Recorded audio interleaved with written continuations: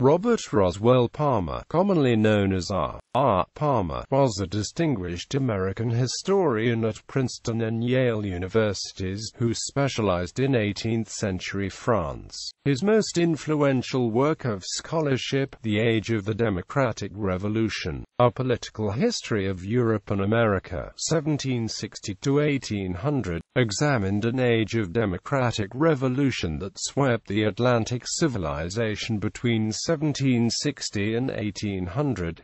He was awarded the Bancroft Prize in History for the first volume. Palmer also achieved distinction as a history text writer. Life. Born in Chicago, Illinois, Palmer accelerated through the public schools by winning a city-wide contest for a play written in Latin. He earned a full scholarship to the University of Chicago, where he studied with the historian Louis Gottschalk and earned his bachelor's degree in 1931. He received his Ph.D. in history from Cornell University 3 years later, studying with Carl L. Becker. His dissertation was The French Idea of American Independence on the Eve of the French Revolution, created 1934. Palmer began teaching at Princeton University as an instructor in 1936, and worked there for nearly 3 decades, becoming a full professor. He was Dean of Arts and Sciences at Washington University in St. Louis, then returned to teaching and writing at Yale, where he retired as Professor Emeritus.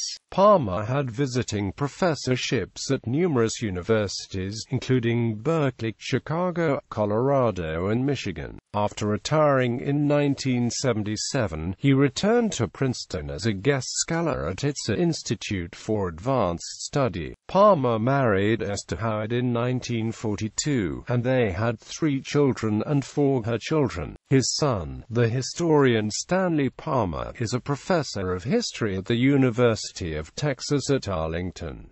After R.R. Palmer's death in 2002 at Newtown, Bucks County, Pennsylvania, a memorial service was held at Princeton Chapel. In 1950, Palmer published A History of the Modern World, which is in its 11th edition as of 2013.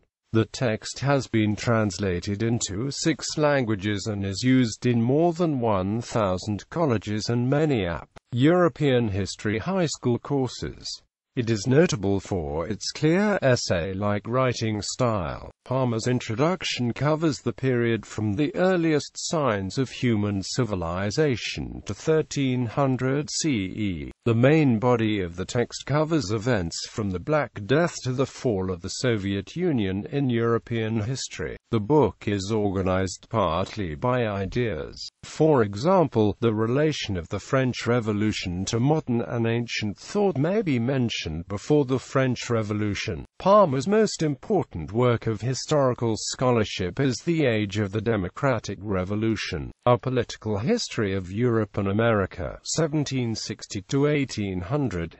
It was published by Princeton in 2 volumes, The Challenge, which won the Bancroft Prize in American History, and The Struggle. Palmer's masterwork traced the growth of 2 competing forces, ideas of democracy and equality on the one hand, and the growing power of aristocracies in society on the other, and the results of the collision between these forces, including both the American Revolution and the French Revolution. Thus it foreshadowed the development of comparative Atlantic history as a field. It remains a valuable resource for scholars. In 1971, Palmer published a slightly revised and condensed version of the 2nd volume as The World of the French Revolution. The following is a chapter-by-chapter summary, with copious quotations of The Age of Democratic Revolution, The Challenge. Palmer's 2 volumes aim to treat the movement toward democracy as a pan-European phenomenon. His account is valuable for its treatment of the various democratic movements that failed in Geneva, Poland, Ireland, Sweden, Belgium, the Netherlands, England, Italy, and Hungary. Movements for the most part entirely forgotten, that is to say, forced into historical oblivion by the historical status accorded the outstandingly successful American and French revolutions, notes the work of Professor J. L. Tolman, who traces Soviet communism back to the doctrines of Robespierre and Rousseau. Tolman was an enemy of communism. Palmer, however, notes that Marx, Lenin, and Trotsky would not repudiate this lineage. Discussion of the history of the words democracy and aristocrat in European languages.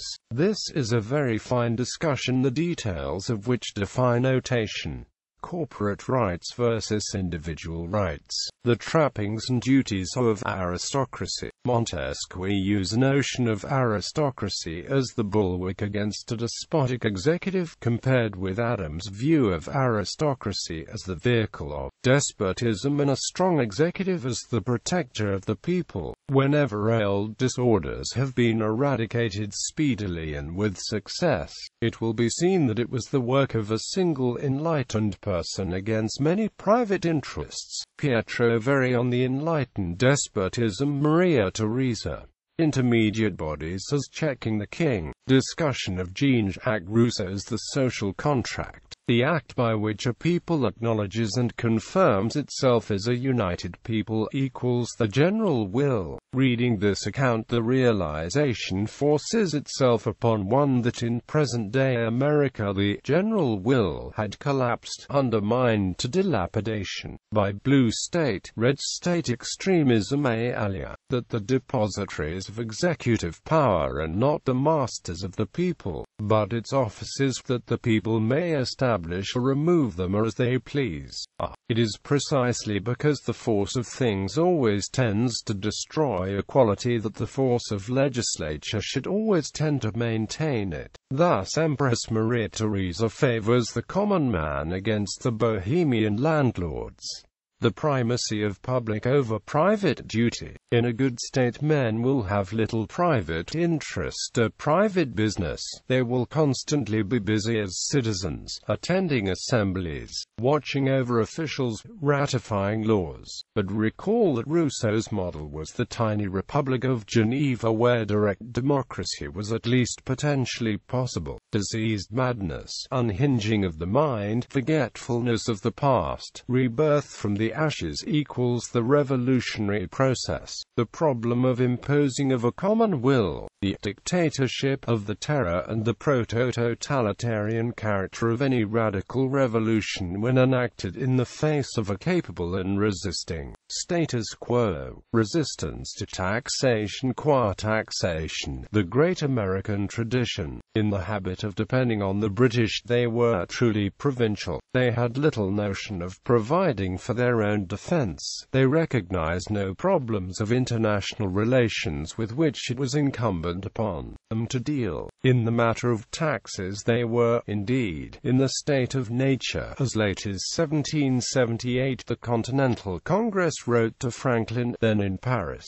that since the Americans had never been much taxed before the Revolution, it would be madness to tax them now, so that the war with Britain made it urgent to obtain a loan from France. One suspects that no taxation without representation meant no taxation with representation either. Even Thomas Paine, in 1780, thought Americans should pay more taxes. The American Revolution construed in terms of the social contract. The British government, in its own way, tried to do something for the West India sugar planters, the American Indians, the French Canadians, and the British taxpayers. Its policies in America were in part shaped by these needs. The Americans recognized no such needs as the proper determinants of policy in America. There had ceased to be, in Rousseau's phrase, any general will for the empire as a whole, by which Americans would accept sacrifices in the interests of others with whom they felt common ties. The question was there really an American Revolution? One school holds that there was no democratic revolution in America because America was already democratic in the colonial period. Palmer argues, there was a real revolution in America, and it was a painful conflict in which many were injured. Quote, he validates this claim by means of two quantitative and objective measures. How many refugees were there from the American Revolution, and how much property did they lose in comparison to the French Revolution? Palmer's brilliant paradox. The American Revolution was, indeed, a movement to conserve what already existed. It was hardly, however, a conservative movement, and it can give limited comfort to the theorists of conservatism, for it was the weakness of the conservative forces in 18th-century America, not the strength, that made the American Revolution as moderate as it was. What he means, as he goes on to show clearly, is that because there was no violent conservative counter-revolution in America, there was no need for the American revolutionaries to violently assert themselves. Compare here the situation in France, the regicide of King Louis XVI and a period of the terror in France that followed were motivated by the power and threat of counter-revolution. The French aristocratic émigrés who, with the aid of Austrian and Prussian bayonets, were ready and eager to reinstall the monarchy and void the gains of the revolution. The Pennsylvania Constitution of 1776, all male taxpayer 21 years of age had the vote and were eligible for any office. To sit in the assembly, however, it was necessary publicly to acknowledge the divine inspiration of the Old and New Testaments, a fine stick in the eye for those who wish to deny the Christian roots of early American political consciousness. Closing curly bracket. Adams' library was ultimately found to contain 4 copies of the Social Contract. The origin of the concept of constitutional government, the idea of limited government, the habit of thinking in terms of 2 levels of law, of an ordinary law checked by a higher constitutional law, thus came out of the realities of colonial experience. Quote, a modern authority on Swiss constitutional history emphasizes the continuing importance of the fact that, with the American Revolution, the formal establishment of a written constitution as the basis of public law and political organization made its appearance for the first time. Rights demanded for human beings as such.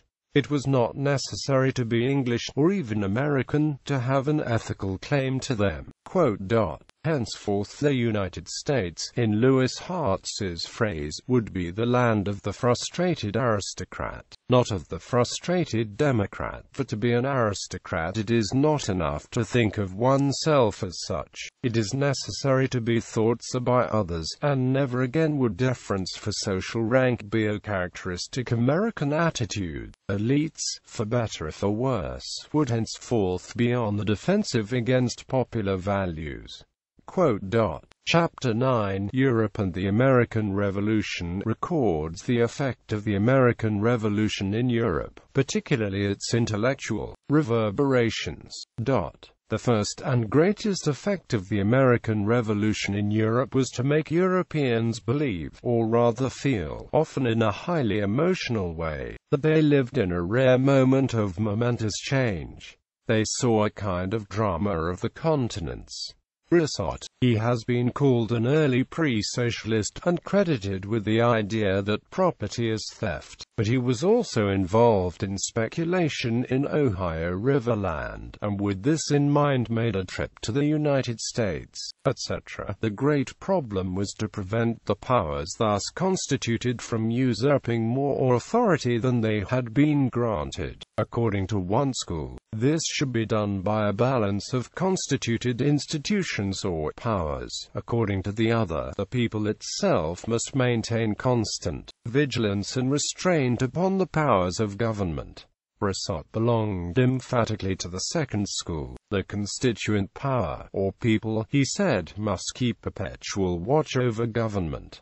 Palmer's comment. B. Saw one side of the American constitutional doctrine that the people should ordain government. He did not see the other side, that the people having ordained government should allow themselves to be governed by it, or that having set limits they ought to abide by the limits, and short of extreme provocation, be content with the occasional and strictly legalized power to vote unwanted officials out of office. Even Democrats in America came to accept this somewhat routinized constitutionalism. Quote, how in late 18th century Prussia, the idea that the people, that is the governed, should take part in the formation and conduct of government was unfamiliar. One problem, however, preoccupied all of the French and all of the Americans in this international argument. It was the problem of how best to prevent the growth of a hereditary aristocracy.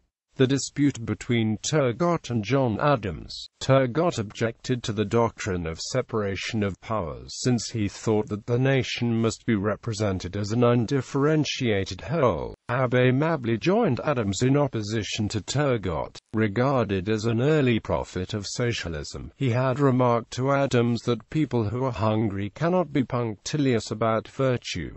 Quote, He was painfully aware of inequalities of wealth. He thought that the rich and poor had different interests. Hence, unlike Turgot, he believed that American government should have powers of regulation to prevent the accumulation of excessive fortunes.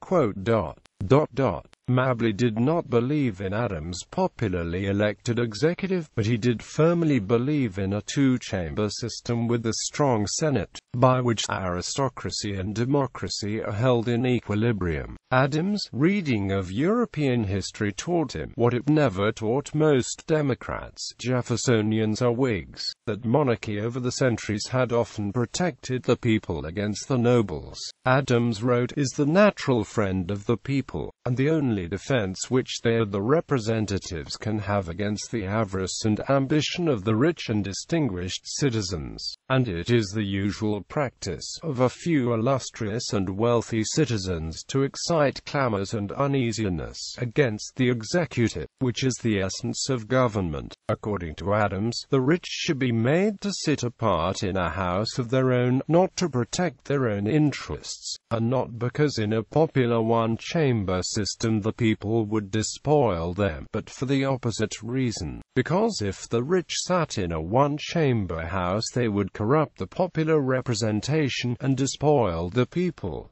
Quote, Adams, there is no special providence for Americans, and the nature is the same as others. Quote, In America, too, he thought people easily fell into the habit of accepting the leadership of a few families. In the simplest New England town meetings, he observed, men of the same families were elected to office for 4 and 5 generations. Quote, how Adams perplexed his readers by his careless use of the word orders. He was referring to different orders of political office, whereas his critics mistook him to be referring to social orders such as kings, lords, and commons. Jefferson notes on Virginia, he faulted Virginia's constitution for the particular defect of its dominion over the executive and judiciary by the legislative assembly, which he called elective despotism, but which Adams referred to as aristocracy.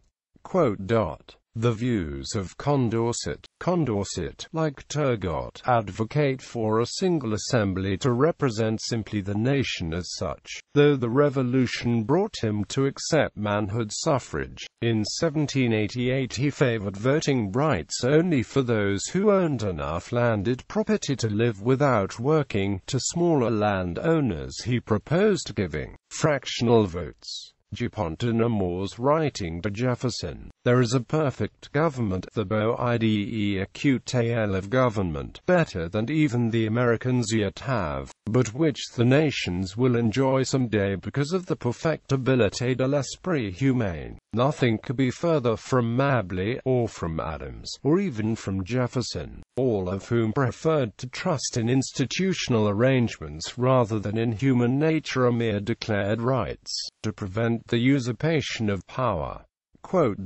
We Americans enjoy perfect equality as a nation of small farmers. There never has been and is not now a trace of aristocracy among us. We have no orders, ranks, or nobility. John Stevens, an affluent landed gentleman and author of a critique of Adams's views called Observations on Government. However, his disagreements with Adams were non-essential. The French reception of Adams and Stevens was significant. They disagreed on the matter of constitutional powers. They declared, unlike Stevens, that an upper chamber and an executive veto were useless imitations of the British Constitution. There need be only a single omnicompetent assembly, checked by frequent elections, by direct intervention of the people, and by declaration of rights. Palmer now explains, in what I consider his most illuminating remarks, how matters on the ground made it impossible for the French to simply assume the American Constitution lock, stock, and barrel. In France, an upper chamber would mean a chamber composed largely of the high nobility, and the executive was bound to mean King Louis XVI, who by June 1879 had got himself into the position of supporting the nobility against the Third Estate. There were really two meanings to the separation of powers, which the Americans could keep separate and which the French could not. There was the idea of separation of social classes, the old idea of Montesquieu, expressible in the formula of king, lords, and commons. There was the idea of separation between functions of government, expressible in the formula of executive, senate, and assembly. The French were not free to have the latter without the former. In America the senators were not lords, nor were the governors kings. They were temporary occupants of office, with no personal right to the exercise of public authority. Here Adams, Stevens, Jefferson, and Franklin all agreed, as did all Americans, after the defeat of the Loyalists. In France the essence of the revolution was the revolt of the Third Estate against the nobility, with the hostile nobility to overcome, and a king sympathetic with the nobility to contend with. The creation of an upper house and a strong independent executive was simply not among the possible choices for men interested in furthering the French Revolution. Ergo, politics is once again shown to be the art of the possible. In the next section, two parliaments escape reform. Palmer explains how the parliaments of Ireland and England escaped the early attempts at rendering them more democratic. Then he discusses the conservatism of Edmund Burke. His discussion of Burke is not very enlightening. It does, however, portray Burke as somewhat self-serving and not entirely consistent, and as not having the respect of his colleagues in the British Commons, many of whom would walk out when he began his fumigations. Special reference is made to Burke's undelivered speech probably meant for June 16, 1784, a beautifully compact statement of what was to become philosophical conservatism. The point to be emphasized in the present connection is that Burke's conservatism was well formed long before the French Revolution. The next notable section is entitled The Limitations of Enlightened Despotism. The Palmer relates the failed attempts of the kings of France and of Sweden, and of the Queen of Hungary and Bohemia to restrain the constituted bodies by means of the assertion of royal authority. The Lessons of Poland follows, where Palmer explains the political circumstances, which were at the same time the causes, of the first two partitions of Poland. The partition of 1772 occurred because the Poles lacked a powerful central government to resist the aggression of Prussia, Austria, and Russia. That of 1793 occurred because Russia and Prussia refused to let stand the liberal, democratic constitution revisions of 19 1991. How Adams was horrified by conditions in Poland where a gentleman was fined only 50 livres for killing a peasant. A government without three independent branches, he concluded, would degenerate either into absolute monarchy or into aristocracy, as in Poland, where nobility will annihilate the people and, attended with the horses, hounds and vassals, will run down the king as they would a deer. Quote, Poland suffered from a strange institution of noble prerogative called the liberum veto, whereby any deputy in the Central Diet, acting as the representative of his home assembly, could arise in the Diet and by pronouncing the formula sic nolo, sic veto, not in merely block the legislation in question, but force the dissolution of the Diet itself. 48 of 55 Diets held between 1652 and 1764 were thus arbitrarily dissolved by minority or indeed individual interests. There was a general atrophy of the institutions of government. Can anyone say, filibuster? The free veto meant that a principle of unanimity prevailed, thus, it entailed a denial of the principle of majority rule in deliberate bodies. Acceptance of majority rule, Konopczynski reminds us, is in fact a difficult, artificial, and acquired habit of mind. It depends on several prerequisites. First, that votes be counted, not evaluated in importance according to the identity of the voter, that is, that all votes be considered equal. In the order of business, discussion must be distinctly followed by voting, lest nothing emerge but a vague sense of the meeting, or apparent unanimity in which responsibilities are indefinite and differences of opinion or temporarily covered up, only to break out later. There must be a party of some kind, personal, political, religious, or economic, willing to work for years to carry out a decision, and to resist its reversal. It is well to have a settled and fixed population, for if dissidents can simply go away, or retire so far into the depths of the country as to be forgotten, they never learn to submit to majority wishes, nor does the majority learn to govern. A strong executive is useful, for there can be no majority rule unless minorities are obliged to accept decisions once made. Lastly, persons who in their own right are the masters of men, sovereigns on estates with subjects of their own, submit with reluctance to a majority even of their own equals. Majority rule has always seemed more reasonable to middle classes than to seigneurs. European monarchs, as Rousseau told the Poles, were fond of liberty for the neighbors, because they believed that liberty made men weak. Nor can this cynical opinion be called mistaken. Palmer relates how the liberal, democratic, Polish Constitution of 1991 became an ideological football, the French radicals condemning it as too weak, but commending it as a refutation of the violence of the French Revolution, the authoritarian monarchs of Prussia, Austria, and Russia condemning it as rank Jacobinism. Palmer ends his first volume with the French Revolution, the aristocratic resurgence and the French Revolution, the explosion of 1789. Together they constitute a marvelously lucid account of the run-up to and launching of the French Revolution. Palmer's overall account is the clearest that I have encountered so far. To anyone interested, I would suggest reading these chapters after breezing through George Lefebvre's short classic The Coming of the French Revolution.